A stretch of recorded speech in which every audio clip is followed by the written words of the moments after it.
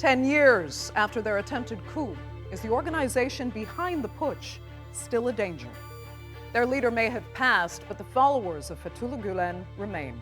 Active across Africa, Asia, Europe, and the Americas, is FETO infrastructure, including schools and businesses, a threat to Türkiye and the world?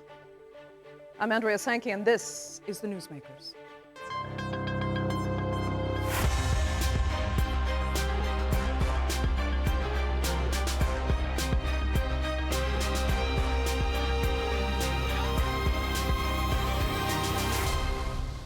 10 years ago, the entire world witnessed the shocking and historic night when a group of Turkish military officers attempted to overthrow their elected government. Now, the shock wasn't just about that brazen attempt, but how it was overcome. In spite of bombs, tanks, and gunfire, Turkish citizens from across the political spectrum took to the streets immediately after the coup was announced. Their sheer number overwhelmed the military faction, and within just hours, the attempted coup was quashed. It cost 251 innocent lives and injured thousands of others, but it kept Turkey's democracy intact. Here's a look back at the night of July 15th, 2016. Istanbul bridges over the Bosphorus were blocked. Fighter jets screamed overhead, and in Ankara, the parliament building was bombed. On the evening of July 15, a rogue faction within the Turkish army announced it had taken power, aiming to secure support from the public and the wider military at large. Soldiers involved in the coup took over buildings and forced newscasters to read pre-scripted messages. But the coup attempt was short-lived. By the following day, government forces had regained control and the coup had collapsed. Soldiers on one of Istanbul's bridges were seen surrendering. Behind the coup attempt was the Fethullah terrorist organization, or FETO. Its leader, Fethullah Gulen, founded the group in the 1960s and fled to the US in 1999 and lived there until his death in 2024. FETO presents itself as a religious movement while infiltrating institutions like the Turkish Armed Forces. Anti-coup protesters flooded the streets in the hours and days following the coup, showcasing that the attempt was not supported by the public. We are here to show we are against the coup. We have gathered to show that we will be one nation until the end. We know and are convinced that government will do whatever necessary, and we trust them. In the years following the coup, Turkish authorities purged ranks of suspected Gulenists and followers of his movement. Now, 10 years later, Türkiye marks a decade since the coup's failure. But the country is urging others to be wary. In a video message, Türkiye's communications director, Burhanettin Duran, called on countries seeking stronger ties with Türkiye to stand with Ankara against groups targeting its sovereignty and democracy. FETO is not merely a national security problem concerning Türkiye. FETO is an open threat to every country where it operates. For Türkiye, the coup was defeated. But officials say the threat posed by FETO has not disappeared, and vigilance remains a significant part of the security policy of the country. Well, joining me now to look back at that historic night and assess where things stand in the aftermath today are here in the studio, non-resident senior fellow at the Atlantic Council and former U.S. ambassador to Azerbaijan, Matthew Bryza. Also with me here in the studio, Huseyin Alptekin is a professor at the National Defense University. And from Muscat, Oman, we have Turkish domestic and foreign policy analyst and president of Dragoman Strategies, Onur Erim. Thank you all so much for being with me. Let's first then go back to 10 years ago. I still can't believe that entire decade has actually passed since that night. But Huseyin, the memory today, obviously, it just must make you proud as a Turk yourself to remember how people were brave enough to just confront what was happening the way they did. So bring me the memory that's first and foremost in your head from that night. Yeah, what I remember most lively from that night I was also outside, like most of the other people in Istanbul. I was in Istanbul near the bridge. That was the, that was the place where the real action, the real killing was taking place that night. But up until that time, as a political scientist, I always thought about, the big concepts, institutions, organizations, and the normal people in the street. They never come forward in those debates. But that night, my entire worldview changed. Because maybe one simple example, there were real bullets, the real fires going on all night. But there was something spectacular, the sonic booms, the jet flights, they were doing this, these very speedy flights, and that sound of explosion, which really sounded like a real projectile is approaching toward you. Right. But when I saw people around, I thought people would just run away and they would search for some shelter. But what happened was people just got frozen there. They just stayed still, and they just recited that confession of faith, the Shahada. They thought they were about to die, and people were just so cool, so calm. And this is very, you see it in some semi-mythological stories.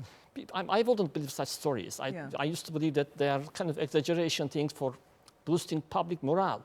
But that was very real. That came to life that night, and that is what I remember from that night most lively. Yeah, the courage was just, it's hard to fathom today, and you still question I mean, Matthew, you must be on the same page. Like, could you personally have done that? Knowing that there were men with machine guns and tanks, and when they were forced, I'm talking in this office, right outside this door here, we were forced to leave, and all of our Turkish colleagues came right back. Wow. Let me ask Onur, as a fellow Turkish person as well, your first and foremost memory of that night as a Turk.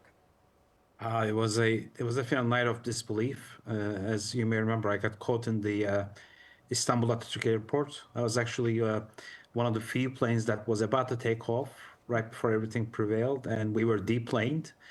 And I just was amazed because we were stuck there. I was just amazed how people, took to the streets. Very real, knowing that they might die in the last, next few minutes. But as Mr. Alptekin said, it's just people didn't care. People just were willingly, walking on, taking the streets, following the president's call to take back the whatever from these insurgents trying to do a coup attempt, take back the country. And I think it's probably one of a kind in the history of the world, and actually is a very, very big example for those who are trying to overthrow freely elected governments, giving a very, very important example of no power, no terrorism, any kind of tyranny. You cannot stand in the path of the people. When they go out to the street, when they want to take it back, they will take it back. Yes, there will be shaheeds, there will be ghazis possibly, which unfortunately we had 254 shaheeds that night and many ghazis. But you cannot stand in the will of the people if they want to take their country back. And this was I think, once in a lifetime experience for everybody, and a big example for the entire world to see. Yeah, Shahids and Ghazis, in English we would say either martyrs or, just to be clear. And it really was an example, I think, what you're saying, Onur, of what should be worth fighting for, what should be worth actually risking your life for, if you truly believe that, unjust forces are trying to steal something from your country, from your society. So Matthew, we were both living here, as foreigners. I mean, you knew the Gulen organization. I'd only heard of them, and I remember thinking, who are these boogeymen everyone is talking about? It didn't make a lot of sense to me, but all I knew was that people from all across the political spectrum, no matter what their affiliation, these guys, they were scared. There was a fear. So you had to be in the position, unenviable position, of trying to explain to people who the Gulen organization actually was, why they were dangerous, and what the outside world wasn't getting about the threat that was here. How did you explain them? There are things about this organization that are worrisome, and they're organized sort of on a cell-based structure and cultish, and with this leader who's ensconced somewhere in the Poconos Mountains in Pennsylvania. It all seemed very strange, and there's all sorts of business enterprises, and then we started hearing stories of penetration of the judicial system and the police. What was surprising was that they were penetrating the military as well. And so what I was trying to explain that was so difficult was, even though all of you friends in the United States and Europe, you have questions about the strength of Turkish democracy. A, look at what you guys were just talking about, how the Turkish people came to the streets, risked their lives, lost their lives fighting for democracy. And B, this sort of thing doesn't just happen. Right? It's not like there were just a handful of military officers who decided, hey, wow, let's do a coup. I mean, that is a very complicated operation, and it had to be planned for months, years in advance. And to be able to obtain control of fighter jets and armored vehicles and soldiers, that is not something you could ever do without a strong organization. So it was that part about saying there has to be an organization behind this that then started to gain some traction in Europe and the United States in my discussions. It started to gain some traction, but how hard was it to actually convince people, and especially foreign governments, that this is not just your ordinary organization or thorn in the side of a government? These people are actually a criminal network that's dangerous. Were you able to convince anyone, or did you have to kind of step back and say, you know what, you're going to have to figure this out for yourself? And eventually they did. Well, yeah, more the latter, arguably. because the more I would try to explain, the more my views would be discounted as having, become whatever, having drunk the Kool-Aid and becoming too local. Yeah. But, at the top of the U.S. government, remember what happened, right? For the first 3 hours or so, I'm thinking back with, it was late-ish at night for me at least, 11:40. I was with my little daughter at the time, trying to get her to sleep. And initially, the response out of Washington was quiet. There wasn't much of a response, and there was a statement, I think it was by Secretary Kerry, who said, we're in favor of peace, stability, and continuity. Not democracy, but continuity. And then, okay, later that evening, then a few hours later, then there was a statement issued where the White House said, okay, no, we're in favor of the Turkish people supporting their democratically elected leaders. But then the next day, again, there was wavering, with Secretary of State, then Secretary of State Kerry, saying, well, if there's a widespread purge of the opposition, not identifying the opposition as being this organization, then that could be a problem for Turkey with NATO. Yeah, and Huseyin, I mean, how frustrating was that for you as a Turk, that foreign governments were looking on, describing this organization as the opposition? It's not a political movement, by the way, and kind of blurring all the lines, and then you're having to sit there and know that people, they're missing the bigger picture here. They really don't understand.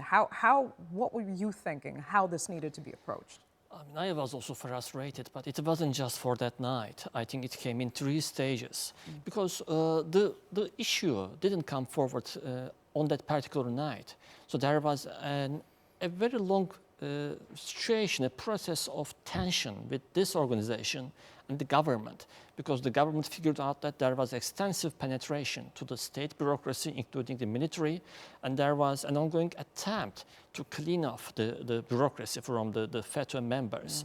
But in those years, there was constant pressure, unfortunately, from the Western capitals, to call it with different names, like the purge, like the suppression of a civil society organization, something like that. And then that night came, right? We saw all this, firing and killing, and that chaotic night. And even that night, like Matthew just said, for the first few hours, when the people needed support from all the capital around Turkey, all the allies, they just waited. And they wanted to see the end of the tunnel. And until then, there was no serious support, no signal. And after that, that was the night. And in the last stage, in the third phase, again, all these, declarations about, the crackdown of democracy, backlash, and the purge, all those, names. And that was really frustrating, because we lost people there. We lost people that we knew in person. And I think that was a frustration which took years, and normalization came much later. So, Onur, moving forward then, what worries you most about what still exists of the FETO organization today and what they're still capable of that people, especially abroad, do not understand? First of all, having watched and observed Fethullah Gülen for many years through the media, you could easily tell that he's no genius, nor is he that well educated, nor is he actually a great speaker. So it's not hard to come to a conclusion that whatever he was able to accomplish through his terrorist organization, which I need to, give credit where due, it was a lot, could not have been all by himself. To me, the Turkish government is a more than 2,500-year-old government with different from different places with different names. So the Turks have a very, very historically well-established government idea in their DNAs. To break that is not that easy. So this organizations like terrorist organizations like FETO, which stole maybe 30 to 40 to 50 years out of the life of the Turkish state, is not a big deal when you look at the history. However, my concern is never these organizations like FETO. It is not the hand, but it's the force that drives the hand. So we know for a fact that there was, it would be stretching to say it was formed by foreign forces or entities, but I think it's without a doubt at this point in time to say that they were supported, used, utilized, and formatted by the foreign forces. So I think instead of focusing on these small in time organizations like FETO, what we must really be fighting is to be able to prevent those forces that actually control them, that actually sway them, or that use them, because that's where the real problem exists. Yeah. To go back to what you said earlier, just real quick, and what Matthew said, I think it's safe to say after 10 years that the US government has actually, was quiet for a long time, definitely to wait and see who wins, to pick a side. And after about 2 or 3 days, they were still not exactly very clean on how they positioned themselves. But after 10 years, after millions of documents that was sent to United States government for not just extradition of Fethullah Gülen, but other terrorists, the fact that the United States government has not even questioned one person, I think tells us what the position of the United States was and is to date. Yeah. Huseyin, let me have you carry that further, because when we talk about what people don't understand, they need to understand that these operators work in their own countries. This isn't a Turkish phenomenon. This is a global organization. So especially for those countries that have, South Africa, for example, they are there compromising their governments. They are there paying government officials for certain contracts, basically running their own local crime syndicate in countries that have no idea, where the public at least has no idea that they exist. So how do you explain that to people, that this is another reason you should care? It's costing your government's integrity to have them there, to have this organization working the way they do, extortion, etc. It is a difficult topic to understand, especially for foreigners. I really understand their confusion if they are not really well informed about these debates. But on the other hand, the organization, the Gülenist organization now, has no roots in Turkey. all their financial assets, education institutions, they are all wiped off organizationally, institutionally. And now they are operating abroad in South Africa, in Western Europe, in Northern America. And now every passing day, they are being more and more embedded in those countries. They are running organizations there. Some of them are like cultural centers, some of them are public, some form of charter schools, similar to public schools. Some of them are even kind of pseudo think tanks. So there are two problems there. One problem is those countries, they are trying to understand Turkish politics via those Gülenist members, by looking at their reports, their think tank, discussions, their, pundits on some major media networks. So this is a big flaw to understand Turkey by looking at their explanations, their perspective. But it's not just about Turkey now, because they are living there. They are being more and more embedded there. Their organizations are growing in those select few countries.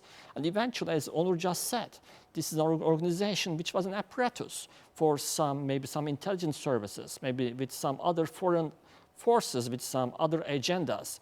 And now they have no use for Turkey because they are wiped off organizationally from Turkey. So now they might be used and utilized in their new places. Yeah. This makes it even more dangerous for those countries. It's no longer just about Turkey, but now it might turn against them. Yeah, Matthew, I'll let you comment as well and what's not understood about how much other governments are compromised. Both local and national government bodies, which ultimately hurts everyone. I mean, we're from the city of Chicago, and the FETO charter school system there, comprised of 4 schools, had to pay a $4.5 million federal fine after an investigation into their corruption. Right. The last thing the city of Chicago needs is an illicit body coming in and working further into organized crime, which is basically what it boils down to. And especially in the public school system. This was money that was siphoned off of what should have gone to the government-funded schools, taken by this organization.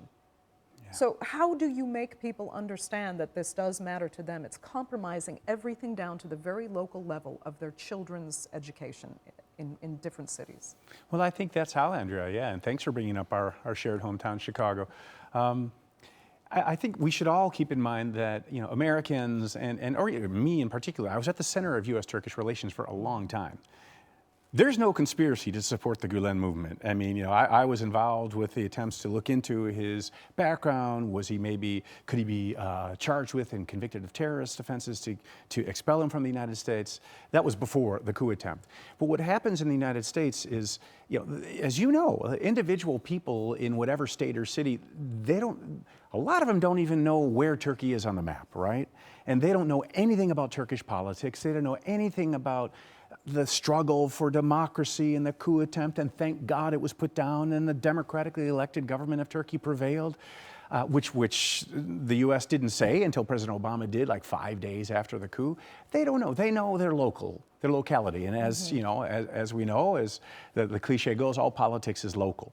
So, if there can be investigations like the ones you mentioned in Chicago and elsewhere that uncover the misuse of funds, the way the organization appropriates 40% of the pay, the salary of the teachers, or commits visa fraud to bring teachers into the United States to teach when they can't even speak English.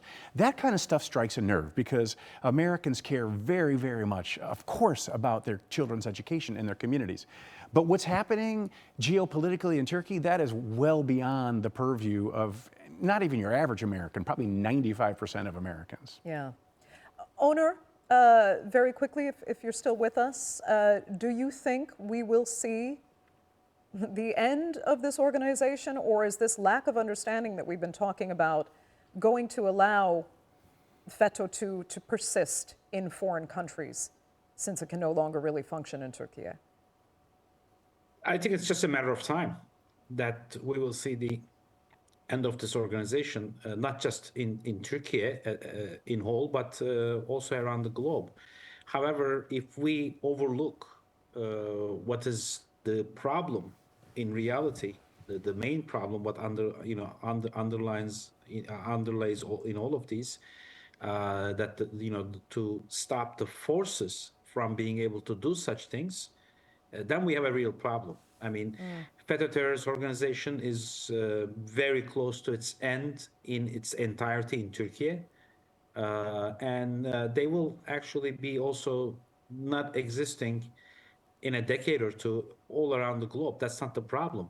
The problem is, how do we make sure that the forces that actually are able to utilize these organizations against Turkey are able to use them? How do we prevent them from doing this? Because it could be FETO today and something else tomorrow and another thing, some other time. So I think that's the main point. Onur, that will unfortunately have to be the last word for this edition of the Newsmakers. I'd really like to thank all three of my panelists so much for being with us, and our viewers for joining us as well. Remember, you can follow us on social media, and do be sure to subscribe to our YouTube channel. I'm Andrea Sankey. We'll see you next time.